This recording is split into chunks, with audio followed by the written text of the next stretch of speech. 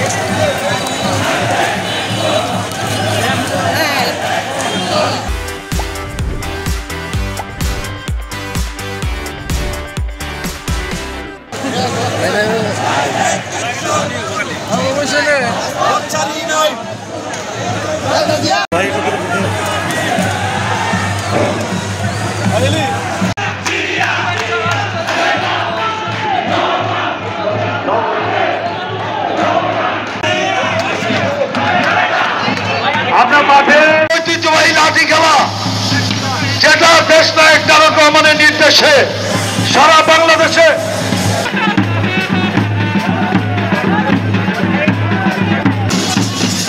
আজকে আমরা সকলে মিলে সন্ত্রাস মুক্ত, নৈরাজ্য মুক্ত, চাঁদাবাজ মুক্ত এবং কিশোর গ্যাং মুক্ত আগামীর বাংলাদেশ হবে গণতন্ত্রের বাংলাদেশ।